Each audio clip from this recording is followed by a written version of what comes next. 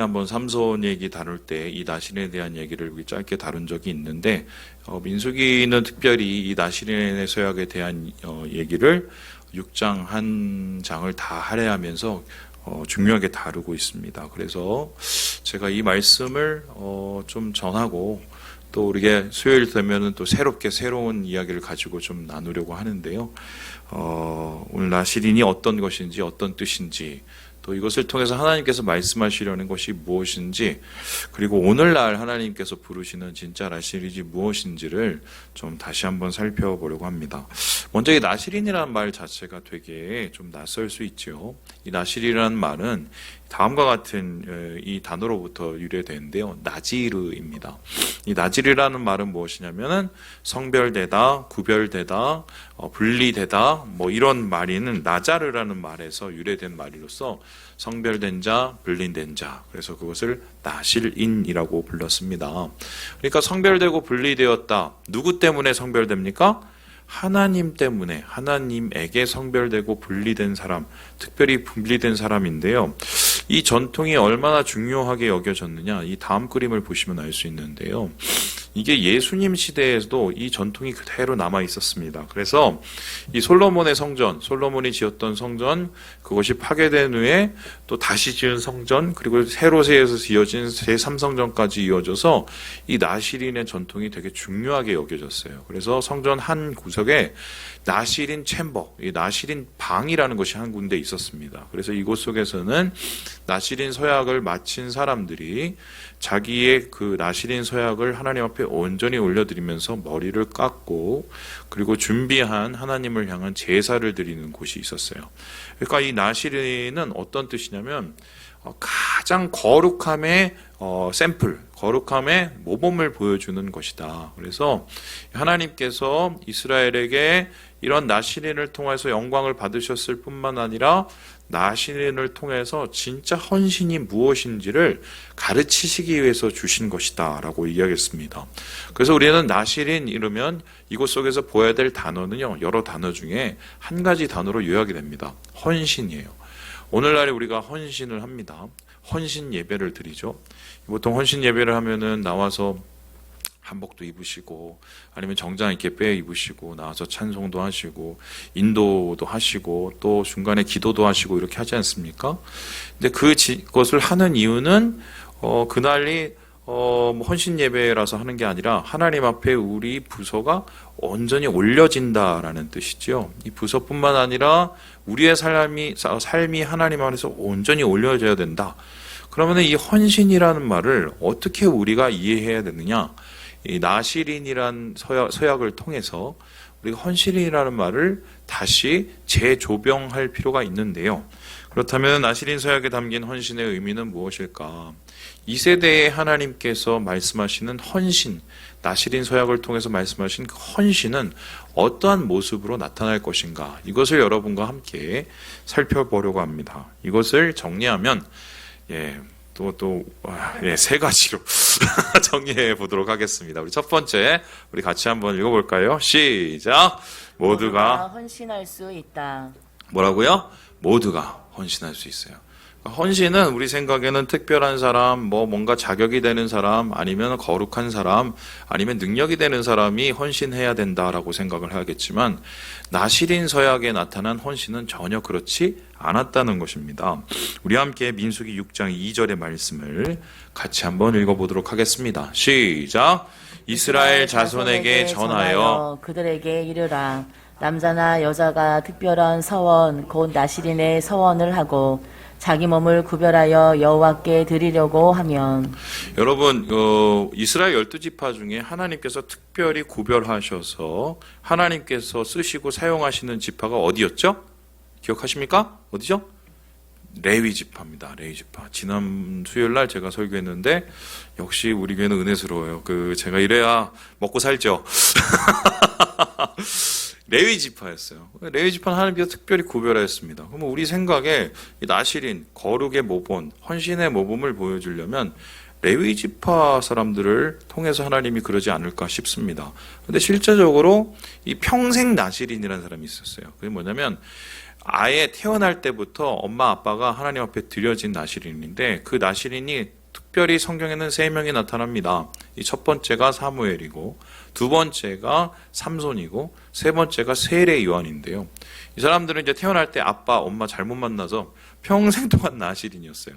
이 중에 세례 요한이나 이 사무엘 같은 경우는 많은 사람들이 생각하기에 이제 레위 지파라고 생각합니다. 역시 레위 지파는 레위 지파죠. 하지만 삼손 같은 경우는 레위 지파하고 전혀 상관없는 사람이었고요. 심지어는 성전과 혹은 성막과 그렇게 가까운 곳에 살던 사람도 아니었습니다. 단지파였어요. 단지파. 그러니까 이 나시린은 12지파 모두가 참여할 수 있었어요. 그리고 더 좀 놀라운 것은 이게 좀 빼먹는 건데요. 여기 보니까 그들에게 이르라 말고 하면서 뭐라고 합니까? 누구나 누구요? 남자가 여자. 여자도 나시린이 될 수 있다. 맞아요? 될 수 있었어요. 그러니까 이걸 잘 까먹는데 남자도 여자도 남녀, 노소. 그래서 하나님 앞에 일정한 기간을 나시린으로 올려드릴 수 있었다는 것입니다. 평생 엄마 아빠 잘못 만나서 나시린이 되는 경우도 있었지만 일시적으로 하나님 앞에 제한을 둬서 기간을 드린 사람이 있었어요. 보통 이 랍비들의 기록에 따르면 최소 며칠 정도 이상을 해야 될까요? 한번 때려 맞춰보세요. 찍어보세요. 며칠? 30일 이상. 최소 한 달 이상은 나시린 서약을 지키게 했고요. 그런데 이 나시린 서약을 할 때 특별한 자격이나 조건은 없었고 이스라엘 사람이면 모두 하나님 앞에 나와서 나시린의 서약으로 드릴 수 있었다는 것입니다. 자, 그렇다면은 이 나시린 서약이 굉장히 까다로운 서약이거든요. 그런데 이러한 서약임에도 불구하고 사람들이 하나님 앞에 이 규례로 하나님 앞에 헌신했던 이유는 무엇일까? 이 나시린의 헌신의 이유가 여러 가지가 있지만 크게 구별을 해보면 3가지로 나오는데요. 이렇게 나타나요. 이거는 뭐 제가 3가지 구별한 게 아니라 원래 3가지예요. 첫 번째 보니까 하나님을 향한 열정으로. 야, 내가 내 평생에 언제 한번 이래 보겠어. 저도 이제 30대 했을 때 선교사님 한 분의 이제 제안을 받고 기도하면서 제 인생의 가장 황금의 시기를 주님 앞에 드리기로 작정을 하고 중국으로 이렇게 선교를 갔거든요. 이제 그런 것처럼 열정이 대단해서 하나님, 제가 제 인생의 일정 부분을 주님께 바치고 싶습니다. 주님을 위해서 열심히 드리고 싶습니다. 그래서 하나님에 대한 열정으로 굉장히 순수한 열정으로 하나님 앞에 이 나시린 서약 헌신을 하는 사람들이 있었어요. 또 뿐만 아니라 어떤 일을 딱 겪고 나서 너무 감사한 거예요.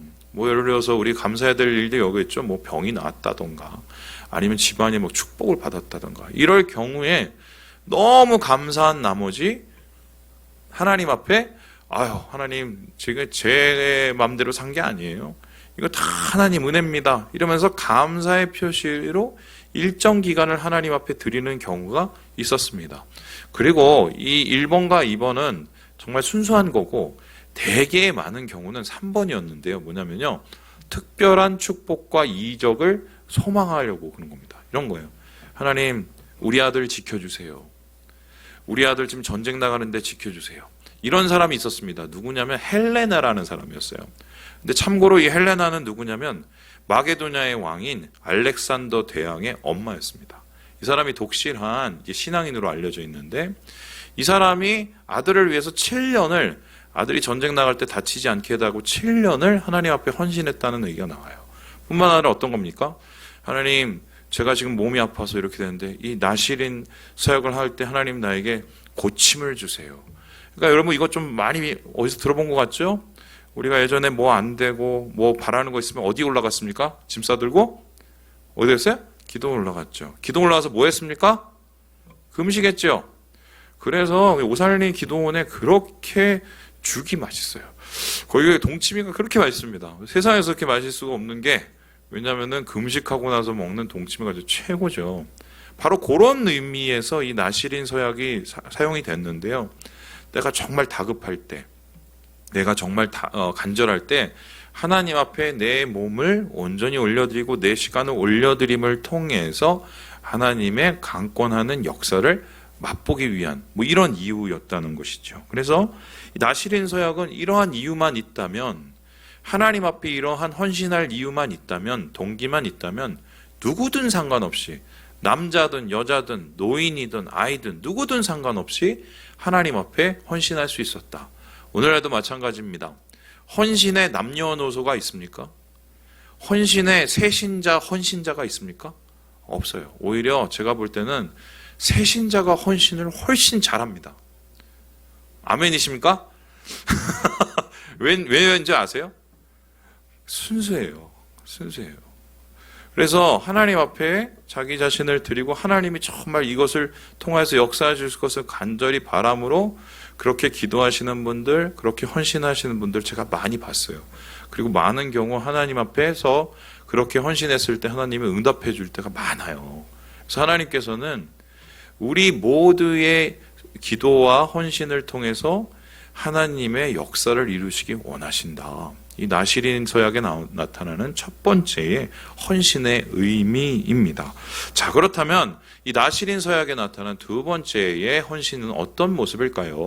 우리 같이 한번 읽어보겠습니다. 시작! 온전히 헌신해야 한다. 온전히 헌신해야 돼요. 온전히. 이 온전이라는 말을 여러분 좀 되게 고민해 보셔야 될 게 철저하게 헌신해야 돼요. 얼마나 철저하게 헌신했냐? 그래서 이 나시린에 대한 다른 별명이 있었는데요. 그 별명이 뭐냐면 매우 까다로운 언약이었습니다. 그래서 매우 어려운 서원이라는 말이 나오는 것처럼 이 나시린의 서약은 웬간한 각오 없이는 할 수가 없는 것이었어요. 왜냐하면 그것이 굉장히 헌신이 높았기 때문입니다. 어느 정도로 높았느냐? 우리 함께 3절의 말씀을 같이 한번 읽어보도록 합니다. 시작! 포도주와 독주를 멀리하며 포도주로 된 초나 독주로 된 초를 마시지 말며 포도즙도 마시지 말며 생포도나 건포도도 먹지 말지니. 3절에 보니까 술 먹지 말라는 얘기 나옵니다. 그런데 이 술 먹지 말라는 얘기가 나와서 더불어서 세 가지의 하나님께서 금하시는 것이 있었는데요. 다음에서 보는 것처럼 이 포도주를 금하고요. 두 번째는 머리에 삭도를 대는, 머리 커트가 안 되는 거예요. 그래서 나시린이 많은 동네는 절대 미용실이 잘 될 수가 없어요. 커트하지 말라. 근데 그러면 제가 질문하겠습니다. 여자의 경우는 원래 머리 잘 안 자르잖아요. 머리카락을. 그러면 어떻게 하라는 소릴까요? 머리를 아예 빗지도 못하게 했어요. 그러니까 머리를 깎지 않는 수준이 아니라 아예 머리에 손을 대지 말라고 그랬습니다. 그리고 이 한 가지가 또 뭐냐면은 죽음에 관계되는 시체나 죽음에 손을 못 대게 되었습니다. 왜 하나님께서 이것을 요구하셨을까? 여러분 생각을 해보세요. 이 포도주, 독주는 곡주를 뜻하죠. 뭐 예를 들어서 위스키, 뭐 맥주, 뭐 이런 거 다 뭐 곡물로 만든 주가 곡주입니다. 그런데 이런 것을 마시게 되면 어떻게 됩니까? 혼돈스럽죠. 그리고 바른 판단을 하지 못하게 되고 과잉 행동을 하게 됩니다. 그래서 하나님 앞에 헌신을 한다고 하면서도 그렇게 판단이 흐려지고 자기 자신을 온전히 가눌 수 없는 상태까지 가서 드려진다? 이건 말이 안 된다는 거예요. 뿐만 아니라 이 죽음에 대한 얘기를 해봅시다. 왜 하나님께서 시체를 만들지 못하게 했을까요? 시체는 죽음을 뜻합니다. 죽음은 무엇의 결과입니까? 죄의 결과입니다. 그래서 아예 하나님께서 죄와 관계된 것을 아예 접촉을 하지 못하게 하시기 위해서 하나님께서 죽음, 시신, 시체를 가까이 하지 말라고 하셨습니다. 그리고 이 머리에 대한 문제인데 왜 하필이면은 하나님께서 머리를 못 만지게 하셨을까? 우리 요셉이는 머리 깎는 게 그렇게 싫어요. 그래서 아마 나시린 하라고 하면 이건 되게 마음에 들 것 같아. 막 마음대로 다니니까. 근데 하나님께서 이렇게 하신 이유는 뭐냐면 이 랍비들의 해석에 따르면 그겁니다. 머리는 우리 몸에서 가장 중요한 곳이죠. 우리의 권위라고 상징할 수 있는 건데 이것을 건드리지 않는다는 것은 하나님이 나의 머리라는 것을 인정해 드리라는 거래요. 그래서 하나님께서 나의 주권자시고 주인이시고 나를 주관하신 자라는 것을 온전히 인정해 드리기 위해서 이 머리에 대한, 머리카락에 대한 부분을 그렇게 삭도도 대지 말라고 하셨는데요. 이런 세 가지의 온전한 하나님 앞에 헌신의 모습을 원하셨습니다. 그런데 문제는 여기에서 끝나는 게 아니었어요. 제사장들도 포도주를 못 먹었습니다. 언제 못 먹었느냐? 자기 당번이 돼서 성막을 섬길 때면은 포도주를 못 먹겠어요. 독주를 못 먹겠어요. 그런데 당번이 딱 끝나고 나서 집으로 돌아가면 먹었을까요? 안 먹었을까요? 먹을 수 있었어요. 그런데 나시린은 그런 게 아예 없었어요. 나시린 기간 동안에도 못 먹었을 뿐만 아니라 아예 포도와 관련된 모든 것을 못 먹게 합니다. 건포도, 그리고 무슨 발사믹 식초 이런 거 아예 못 먹게 해요.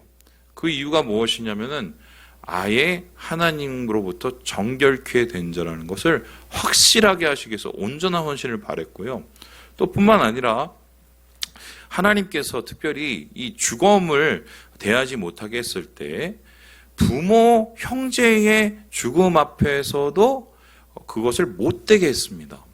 그리고 심지어는 뭐냐면 죽은 사람을 보지도 못하게 했어요. 이건 되게 과잉한 행동이었는데요. 누구에게 해당되는 행동이냐면 대제사장에게 요구한 하나님의 헌신의 수준이었어요. 그래서 하나님께서 대제사장들은 자기 부모 형제도 장례를 치르지 말라고 했어요. 그리고 뿐만 아니라 이 시신에 관계된 건 보지도 못하게 하셨어요. 그러니까 지금 하나님께서 이스라엘 자손에게 말씀하신 거룩의 수준, 헌신의 최고의 수준을 이 나시린에게 요구하셨다는 것입니다. 우리 한번 확인해 볼까요? 이렇게 함께 7절의 말씀을 읽어보도록 하겠습니다. 시작! 그의 부모, 형제, 자매가 죽은 때라도 그로 말미암아 몸을 더럽히지 말 것이니 이는 자기의 몸을 구별하여 하나님께 드리는 표가 그의 머리에 있음이라. 왜 하나님께서 이렇게 각별하게 완전하게 퍼펙하게 이러한 헌신을 요구하셨을까? 여러분, 사람이 그렇습니다. 한 발 물러서는 것은 쉽지만 어렵지만 두 발 물러서는 건 쉽습니다. 그렇죠? 내가 뭘 하지 말아야지, 하나님 기뻐하지 않으시지, 그렇게 생각하면서 그거를 지켜내는 게 참 어렵지만 한 번 무너졌을 때 왕창 무너지는 거 훨씬 쉬워요. 아마 하나님께서 이런 헌신을 바라시면서 그의 중심에 있는 온전한 동기를 원하셨던 것 같아요. 드리려면 머리부터 발끝까지 드려야 되는 거예요. 하나님 앞에 내 삶에 하나님 요거는 아니고 요건 숨기고 이런 것을 원하시는 게 아니라 헌신을 드릴 땐 내 것이 다 하나님 것이라는 것을 인정해 드려야 된단 말입니다. 이런 대표적인 경우 예수님도 그런 말씀을 하셨죠. 부자 청년이 찾아왔어요. 예수님, 저는 율법 웬간한 거 다 지켰어요. 그래? 아유, 너 대단하구나. 그러면 이제 너는 나를 따르라. 기분이 좋은 거예요. 어떻게 따르면 되나요? 물으니까 뭐라고 합니까? 네 재산을 다 나눠주고 그리고 나를 따르라 얘기합니다. 그때 이 부자 청년은 깜짝 놀랐습니다. 왜입니까? 그렇게까지 요구하실 줄 상상을 못했어요. 다른 사람은 그렇게 하지 않았는데 왜 나한테는 그렇게 각별하게 완전하게 요구하시지? 아마 화가 났을 거예요. 그런데 예수님께서 이 부자 청년에게 그렇게 요구하신 이유가 있습니다. 무엇입니까? 나머지 99개를 하나님 앞에 드려도 부자 청년에게 그 한 개가 사실 부자 청년의 모든 것과 다름이 없었기 때문이에요. 우리도 마찬가지입니다. 하나님 앞에 드리지요. 하나님, 제가 헌신하고요, 헌금도 내고요, 내 시간도 드립니다. 근데 이거는 하나님 안 돼요. 사실 내가 말하는 이거, 그게 사실 하나님보다 더 사랑하는 것일 수 있어요. 그리고 나의 가장 골치 아픔이며 나의 가장 걱정거리일 수도 있어요. 주님이 원하시는 건 그걸 주님과 함께 공유하는 걸 원하십니다. 그런데 그것을 내놓고 나는 헌신했다 말을 한다면 하나님께서는 모두를 받으시고 모두를 하나님께서 챙기시고 모두를 하나님께서 축복해 질 수가 없는 거지요. 그래서 하나님께서는 온전한 헌신을 통해서 온전히 하나님 앞에 드려진 것, 그래서 온전한 축복을 주시기를 원하셨기 때문에 이 나시린의 서약이 지킬 수 없는 수준의 완전한 하나님의 규례였다. 이렇게 본문은 설명을 하고 있습니다. 이 마지막으로 나시린의 서약에 담긴 좀 독특한 것이 있습니다. 우리 같이 한번 읽어보도록 할까요? 시작! 다시 헌신할 수 있다. 정리해보죠. 모두, 남녀노소 모두 하나님 앞에 헌신할 수 있다. 그리고 헌신할 때는 어떻게 해요? 온전하게, 모든 것을 하나님 앞에 드리면서 우리가 헌신을 해야 된다고 합니다. 뿐만 아니라 이 나신의 서약에는 하나님께서 치트키를 하나 놓으셨는데요. 그 치트키가 뭐냐면 우리가 살다가 하나님 뜻대로 살려고 하다가 우리도 모르게 혹은 우리가 너무 약해서 죄를 짓고 넘어질 수가 있어요. 나시린의 서약같이 이렇게 깨트릴 수 없는 수준, 정말 우리가 지킬 수 없는 수준의 이 높은 하나님의 헌신을 요구하실 때 그거를 지키려고 막 발버둥을 쳐도 정말 안 될 경우가 있었단 말이죠. 뭐 예를 들어서 이런 경우인데 헬레나 아까 얘기를 해볼게요. 알렉산더 대왕을 위해서 자식 지켜달라고 하나님 앞에 7년을 그렇게 나시린 서약을 지켰는데 7년 되던 해에 무슨 일이 일어났느냐? 갑자기 사고가 터지면서 자기 주위에서 사람이 죽게 됩니다. 그래서 그것을 보았기 때문에 나시린의 서약이 깨져버려요. 자, 그렇다면 그때 어떻게 해야 될까? 여기에 대해서 하나님께서 이렇게 얘기하시는데요. 우리 함께 12절의 말씀을 같이 한번 읽어보도록 하겠습니다. 12절입니다. 시작! 자기 몸을 구별하여 여호와께 드릴 날을 새로 정하고 1년 된 순양을 가져다가 속건제물로 드릴지니라. 자기의 몸을 구별한 때에 그의 몸을 더럽혔은즉 지나간 기간은 무효니라. 이것을 딱 보면은 기분이 나쁠 수도 있고 잘 한번 더 생각해보면 기분이 굉장히 좋아질 수도 있습니다. 먼저 기분이 나쁜 경우를 잘 생각해보면 이때까지 한 게 있는데 내가 7년 한 게 있는데 혹은 뭐 7개월 하겠는데 그 지나간 기간이 다 뭐예요? 무효라는 거예요. 야, 이거 하나님 너무하신 거 아니야? 차라리 그냥 뭐 벌칙으로 한 2배를 그 빠진 날부터 2배를 하라. 이렇게 하시면 좋을 텐데 그게 아니라는 거예요. 그러니까 어떻게 보면 되게 하나님께서 엄격하신 거죠. 근데 이걸 한번 다시 생각을 해보면 이런 겁니다. 너 틀렸지? 끝. 하지 마. 나 너 안 받아. 이게 아니에요. 어떻게 했습니까? 하나님께서 드릴 날을 어떻게 정하라고요? 새로 정하라고 하셨어요. 그러니까 하나님께서 다시 이 사람에게 하나님께 올려드릴 하나님의 축복을 받을 수 있는 기회를 주시는 거예요.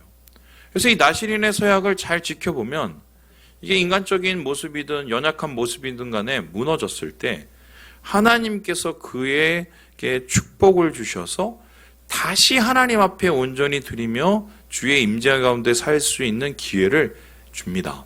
그 대표적인 사람이 뭐냐면 바로 이 사람입니다. 여러분 아시는 삼손이죠. 보여주시죠. 이 삼손을 기억하시죠? 어렸을 때부터 아빠가 서원을 해갖고 자기도 원치도 않았는데 나시린이 됐습니다. 그리고 나시린 서약이 뭔지도 잘 몰랐어요. 이 사람 이 사자 죽은 사자에서 막 벌꿀도 다 먹고 막 포도주는 아예 맨날 먹고 독주 그냥 가끔 마시고 엉망진창이었죠. 그런데 이 사람에게 있어서 나시린 서약은 최후의 보루는 딱 한 가지였어요. 뭡니까? 머리를 안 깎는 거였어요. 자기가 사랑하는 여자가 그 여자는 이 남자를 사랑하지 않는데 와서 얘기했습니다. 도대체 그 힘의 기원은 무엇입니까? 그랬더니 삼손이 얘기를 안 해주다가 여자가 우니까 결국 얘기해 주죠. 머리야. 내가 나시린인데 이 머리가 하나님의 능력의 원천이야, 뿌리야 이렇게 얘기했어요. 그 얘기를 듣고 그날 저녁에 사람을 불러다가 머리를 깎였어요. 그리고 나서는 하나님의 임재가 그를 떠났다고 합니다. 그래서 어떻게 됩니까? 이 렘브란트 그림처럼 사람들한테 꽁꽁 묶이고 포박당하고 눈을 뽑힙니다. 삼손의 인생이 완전히 끝나는 상황. 나시린의 서약이 거두어지면서 삼손의 인생도 절망과 나락으로 그리고 완전한 인생 붕괴가 일어나는 상황이죠. 그런데 이 상황이 말씀으로 끝난 게 아니었어요. 말씀은 이후에 삼손의 다른 큰 업적을 이야기하고 있는데요. 그 업적이 뭐냐면 이때까지 삼손이 무찌른 블레셋 사람보다 더 많은 수의 사람들을 무찔렀다라는 삼손의 가장 큰 공을 이야기하고 있습니다. 그런데 그 공이 어떻게 이루어졌는가? 우리 함께 사사기 16장 말씀을 같이 한번 읽어보도록 하겠습니다. 시작! 삼손이 여호와께 부르짖어 이르되 주 여호와여 구하옵나니 나를 생각하옵소서. 하나님이여 구하옵노니 이번만 나를 강하게 하사 나의 두 눈을 뺀 블레셋 사람에게 원수를 단번에 갚게 하옵소서 하고 눈이 먼 채로 하나님 앞에 기도를 했습니다. 눈은 멀었지만 영적인 눈이 다시 열렸기 때문이죠. 그런데 영적인 눈을 왜 열 수 있었을까? 그동안에 찾지 않았던 하나님을 어떻게 다시 찾을 수 있었을까? 그가 바닥으로 떨어지고 그 바닥에서 다시 시작했기 때문이에요. 성경은 이 사사기 기자가 삼손의 이러한 바닥을 뭐라고 얘기하냐면 눈이 뽑혔다라고 얘기하면서요. 그 다음에 뭐냐면 그의 머리카락이 다시 자라나기 시작했다라고 얘기합니다. 그러니까 이 삼손이 정말 자기 멋대로 자기 욕심대로 살다가 엉망진창으로 살다가 인생 나락에 떨어져서 개판될 수 있었었는데 하나님께서는 그에게 다시 기회를 주신 거예요. 처음부터 다시 시작할, 처음부터 주님과 함께 온전히 시작할, 비록 그는 묶여있고 비록 그는 눈이 보이지 않지만 하나님과의 온전한 관계가 다시 시작되면서 주님이 주시는 은혜와 능력과 힘을 다시 얻을 수 있는 시간을 하나님께서 이 삼손에게 허락하신 겁니다.